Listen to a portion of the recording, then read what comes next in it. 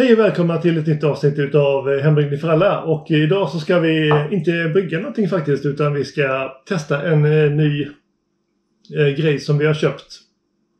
På grund av, eller inte på grund av, utan faktiskt tack vare er som prenumererar på kanalen och tittar på kanalen.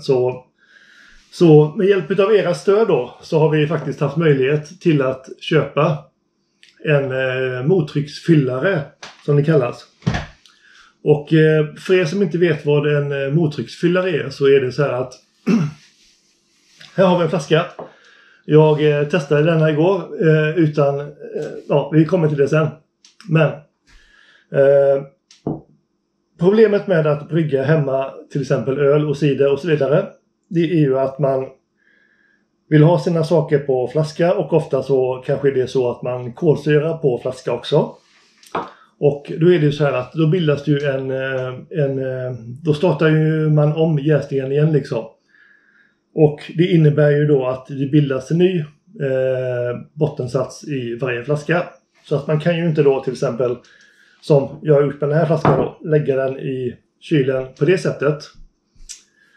För att det kommer ju alltid bli grumligt i det som det har bryggt då. Så att det är ju lite tråkigt. Och det är ju faktiskt, jag testade att göra den här flaskan igår med våran nya mottrycksfyllare som vi har kunnat köpa in till kanalen tack vare er subscribers då. Eller er som tittar på våra videos eller mina videos. Och det var så jävla konstig känsla att bara kunna lägga in en flaska i kylen på det här sättet. För att oftast är det ju så här att man måste ju alltid ha den stående upp. För att bottensatsen ligger i botten liksom. Så att, men nu är det ju helt okej då att lägga den ner. För att jag har ju då fått den här ifrån den här mottrycksfyllaren då ifrån företaget som säljer den här då. Och det finns ju, som jag ser det då, eller när jag har tittat, det finns ju mottrycksfyllare gamla varianter som kallas beer gun. Och då är ju en pistol man skjuter ner. Man får samma tryck i flaskan som man har i fatet. Och man sätter då ytterligare på en kran för att skjuta ner ölet i flaskan under tryck. Och man får ju stå så här då och trycka som med en pistol liksom. För att få ner ölet i flaskan. För att sedan när man är färdig lyfta upp flaskan med liksom röret ner. Sätta på kapsyl och så är allting färdigt. Det är ju, som jag skulle vilja kalla det då, en gammal metod för att fylla flaskor syrefritt då. Sen så kommer ju då Boel E-Tap eller I-Tap som det heter då. Som, ska man väl säga, revolutionerade beer gun-tänket på något sätt. Så att man slapp att hålla i en pistol och trycka ner i flaskan och det här. Utan man skruvade på den på ett munstycke och körde ner ölen i flaskan. Men vad jag har förstått då så den här grejen som jag har köpt då, som kallas för Brewcrafter, den har ju då en ytterligare funktion. Det vill säga att man slipper att justera trycket emellan varje flaska. Så att om man väl fått på rätt tryck för sina flaskor för det aktuella fatet, så kan man då helt enkelt bara processa sina flaskor rakt igenom med samma tryck från fatet. Ja, vet du fan, det låter lite väl avancerat nu då, men vi ska kolla alldeles snart på hur man gör. Men jag ska först då öppna den här ölen som jag gjorde igår. Och detta är ju då våran Mantons flagship IPA. Hazy Zesty Fruity IPA tror jag den heter. Och jag håller på att testa den här. Den setupen som vi kommer köra nu då, alldeles strax, den har jag aldrig testat förut. Utan jag var ute och byggde den i min lada här under eftermiddagen. Nu blev det lite andra grejer på kvällen, så att jag kom hem precis från puben. Så att om jag verkar lite onykter eller någonting, så sett så har ni helt rätt. Det är så det är. Så att vi ska väl gå över till min temporära setup, tänker jag. Det här för att jag byggde den här bara snabbt i eftermiddags. Och jag ska visa hur den ser ut. Den står jämte mig här på diskbänken. Men detta är väl en testsetup för vad som komma skall någon gång i framtiden, tänker jag. Så vi ska testa, och jag har förberett ifrån den Hazy Zesty IPAn som vi bryggde i kanalen för något avsnitt tillbaks. Så ska vi då, jag har ju druckit en del från fatet, och vi ska då ha en back med 33 cm flaska stående så här jämte mig. Så vi ska testa och se hur vi kan fylla på de här flaskorna då. Och förhoppningsvis inse hur smidigt det är att ha en mottrycksfyllare utav den här typen då. Och i detta fallet så heter den då Brewcrafter, och det ska väl vara den bästa som finns att köpa för tillfället på marknaden, som jag har förstått det. Så att vi hoppar över till diskbänken här, så ska vi testa och se om vi kan få fyllt våran backflaska. Ja, vi har kommit tillbaka till diskbänken, och så här ser den då ut. Här har vi våran Brewcrafter monterad på en hyfsat temporär ställning här då. Och jag ska visa er lite hur det ser ut här bakom. Och så här ser den då ut. Här har vi då ölingången på denna sidan. Här har vi på denna sidan har vi kolsyraingången. Här bak har vi utloppet för eventuellt överskott som blir på våran öl då. Vi ska koppla på en slang här också. Och annars så är det bara så här att jag byggde en platta här i botten. Den är inte helt jättestadig som den ser ut nu. 2 hyllkonsoler här uppåt, så att den vertikala pelaren står hyfsat stadigt. Och sen då så har vi varit inne i bryggbutiken och köpt en slang. Här har vi en T-koppling på kolsyran. För att en del av kolsyran ska gå upp till våran Brewcrafter. Den andra går ner till fatet. Och detta innebär ju då att vi har samma tryck hela vägen från fatet upp till Brewcraftern och senare in i flaskan. Och här har vi då delen som går in i Brewcraftern från fatet, det vill säga out som ni ser här då. Så att den kommer skjuta in ölet här, upp hit, ner i flaskan med trycket konstant från fatet, så att vi kan fylla på våra flaska utan att det blir något överdrivet skum och syre som kommer in i flaskan då. Och sen så har vi även köpt en ny kapsylpåsättare faktiskt från PGV i Göteborg. Den var ju då, i och med att de ska lägga ner butiken i Göteborg, så var det då 50% rabatt på de här grejerna. Så att den här lite tyngre, bastantare grejen för att sätta på kapsyler betalade vi typ 240 kronor för. Så det blir ju skitbra det här, tänker jag. Så vi ska testa att fylla några flaskor. Jag ska bara sätta på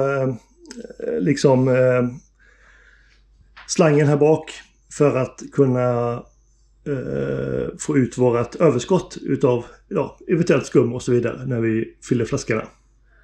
Sådär, och detta är ju då typ första gången jag använder den här på min temporära ställning.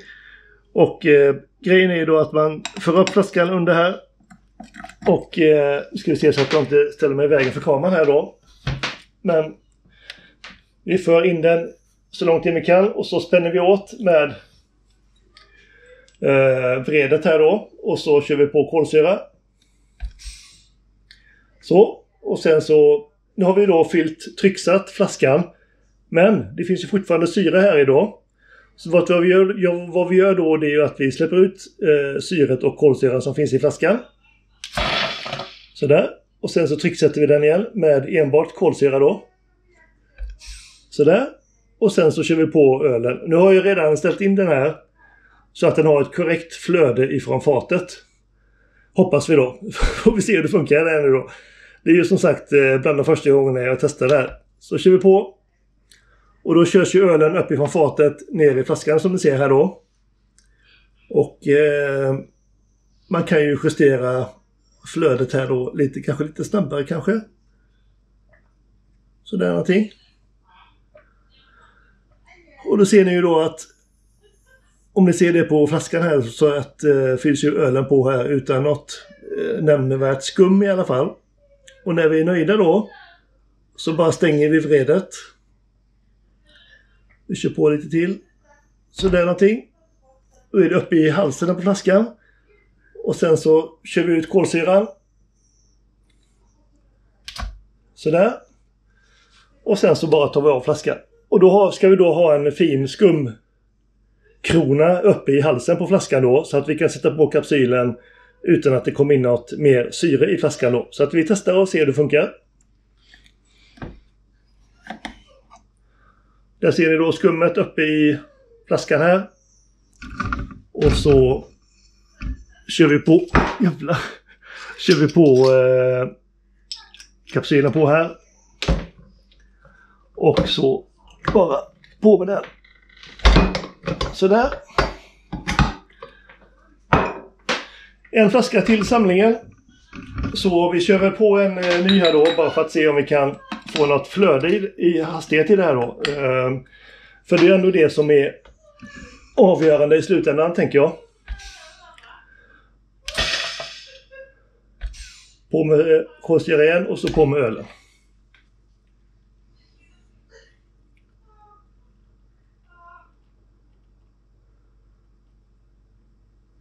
Och nu då under tiden så, alltså det är ju sjukt lite spill med den här metoden. Det är ju nästan,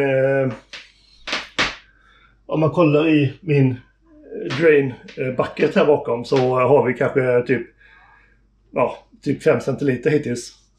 Så att det är ju sjukt smidigt det här och göra på detta sättet då. Och så ut med flaskan igen. Då har vi skummet uppe på toppen där. Inget syre i den här flaskan heller. På med kapsylen och så i kapsylpåsättaren.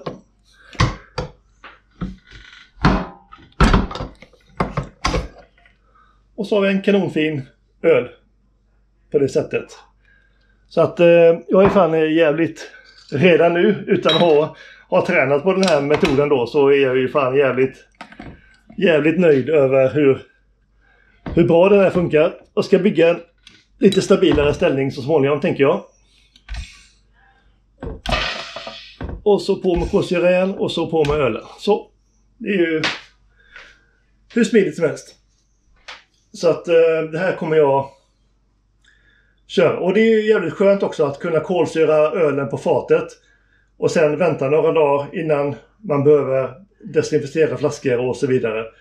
För att då har man ju lite mer, det känns mycket mer bekvämt på något sätt och kunna göra detta med några dagars mellanrum. Istället för att hålla på med priming och med socker och sockertabletter i flaskorna och allt sånt där. Så att jag tycker att det här båda är jävligt gott för framtiden och sommaren framförallt, tänker jag.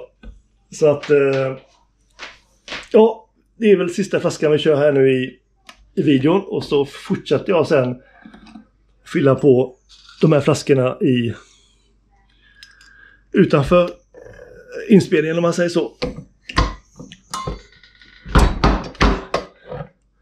Ännu en lyckad öl. Kolla, perfekt mängd öl i flaskan. Så att ja, det här kommer bli skitbra, känner jag. Jag är jävligt nöjd över det här köpet, och jag tackar er som tittar på kanalen för att ni har gjort det möjligt för mig att köpa den här vad säger man? Vad fan heter det nu igen? Så det är stilla i huvudet. Ja, inte Began. Våran Brewcrafter får vi säga då. Så att ja, vi kör vidare här och så ses vi vid bordet igen. Ja, vad fan, jag hade mer öl än vad jag trodde, så att backen som vi skulle fyllt här nu är full. Men vet du vad man kan göra då? Den funkar ju även med petflaskor, så att vi ska köra en jag körde lite gin och tonic här förra helgen, så att vi ska väl testa om det kan fylla på den också, tänker jag. Ska vi se, fan jag testade detta innan, det ska ju funka det här.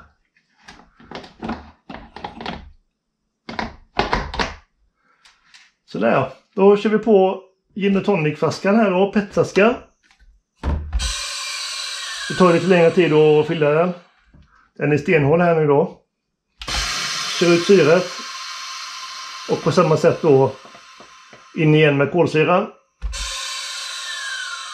Sådär, och sen så kör vi på IPAn på våran petflaska då. Det här är ju som i Bulgarien nästan. Jag har varit mycket i Bulgarien och där säljer de ju öl på petflaskor. Så att det här kommer bli skitbra tänker jag. Någon gång när man vet att man ska dricka mycket öl en kväll. Eller så tar man bara med en petflaska till festen som man ska till liksom. Och ja, vad fan, det tog ju flaskan slut ändå. Ja, så det var vårat fat slut. Men då... Ja. Vi fick ju ändå demonstrerat principen. Ni såg ju att flaskan var på väg att fyllas här då. Så... Ja, jag får väl dricka upp den här ölen ikväll då. Och så tömmer vi ut den. Och så kör vi på... Våran... Nu ser ju kolsyran ryker ut där. Så att vi vet att det är inget syre här i. Så att... Ja, det funkar lika bra med petflaska också. Vad ska man då säga om våran nyinköpta Brewcrafter? Och ja, jag kan säga att jag kan inte se att det finns något sätt utan någon typ av industriell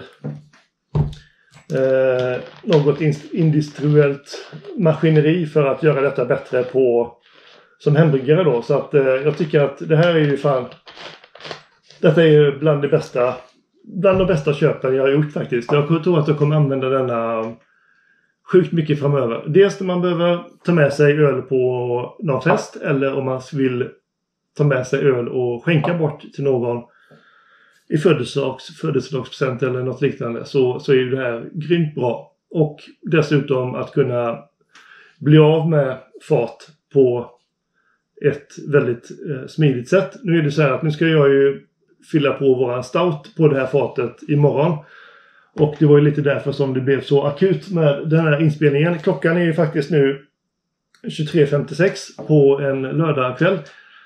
Så ja, det är nya tag imorgon och jag kan bara säga så här att Brewcrafter är ju sjukt bra så här långt i alla fall för att vara ett första test. Man kan säkert förfina både tryck och teknik att sätta på flaskorna och allt det här så att man får det 100% rätt. Det kommer ju säkert komma med tiden tänker jag.